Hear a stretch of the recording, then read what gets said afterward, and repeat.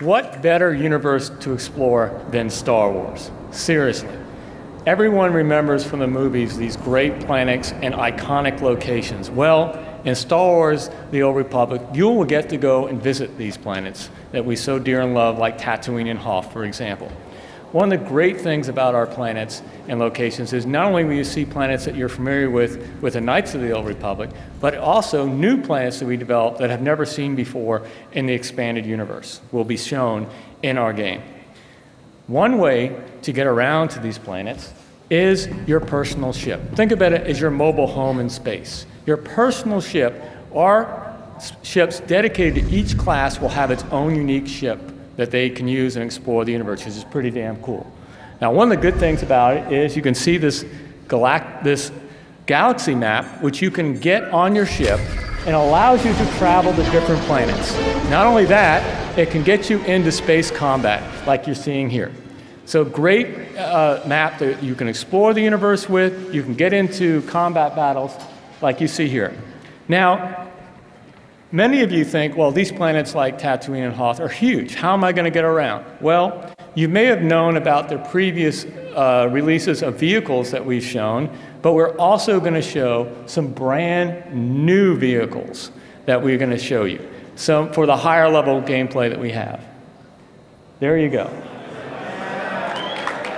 From the forest moons to Tatooine. So now, these are really cool in the game, trust me, they're awesome. And the neat thing about it is, like, with Luke Skywalker, the land speeder at his time was pretty common, but back 3,000 years ago, it wasn't. So you needed the land speeder, was more of a higher level type gameplay, and good drivers you have to have for that kind of a vehicle. So we're reserving those for the higher level gameplay in our game. Now, remember that the vehicles will change probably as we get to launch. So what you see here are just preliminary versions of what we're going to have. But when you get to the game, when we launch, they'll probably be even better looking and cooler than what you see here. Let's, Dallas, talk about progression. Excellent. Thank you, Mr. Vogel. Richard Vogel, ladies and gentlemen. So again, I mentioned progression. This is a role-playing game, so you're going to be progressing throughout the game. It's one of the tenets of making a truly great RPG. We also showed you a little bit of the type of progression that you choose yourself through the choices you make in your story. It actually changes not only your character, the way the story unfolds, but actual aspects of your gameplay.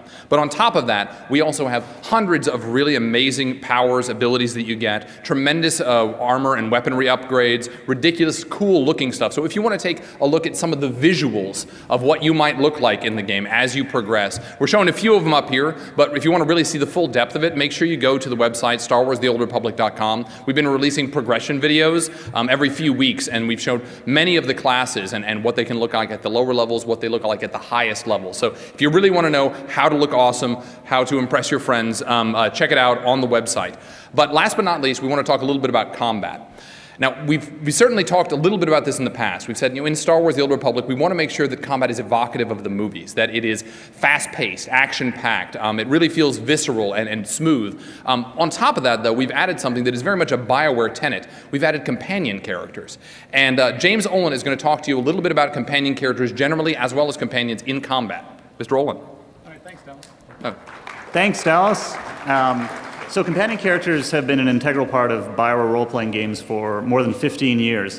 For those of you who are familiar with BioWare role-playing games, since Baldur's Gate, through Star Wars: Knights of the Old Republic, all the way to modern games like Mass Effect and Dragon Age, they've always been a huge part of our games. And they're going to be a huge part of Star Wars: The Old Republic as well.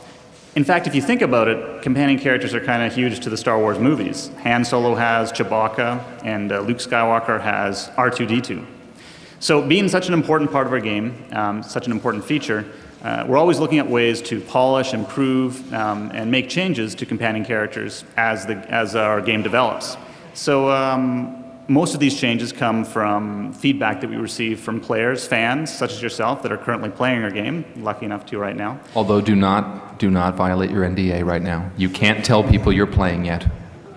And obviously internal sources as well. So there's, we've been making a lot of different changes, some small, some big. Some of the smaller changes we've been doing to companion characters. So right now, when you play the game, you can actually change what your companion character is wearing, his weapons, and all the rest of his equipment. But we've been getting a lot of feedback that says that players want to actually be able to change what their companion character looks like. So we decided to give them that ability. So you'll notice that, for example, Vet up here, a Twi'lek can have many different kinds of skin colors, whether it's red or yellow or blue. So we're giving players, and this is just one example, the ability to change, for example, the skin color of their companion character. A minor tweak, but just to kind of show you guys how the game is developing as we continue to get feedback. Now, we've also done some much more significant changes to companion characters, and I kind of have to be a tease because I can't really go into too much detail, but we'll be talking about it in a few weeks. But basically, we've been taking feedback from our fans and some of the players that has said that they really want to be able to have the ability to customize and adjust the AI, the artificial intelligence of their companion characters in the same way that they've been able to do in other games that BioWare's made, such as Dragon Age. They've also expressed the desire to really be able to have a lot more control, the depth of control that people are used to in BioWare RPGs. So we've been making those changes, and we're going to be testing them, and we're really quite excited. So I can't wait till we can talk about it in the future. Anyways, that's it for companion characters. I think we're going to Q&A now.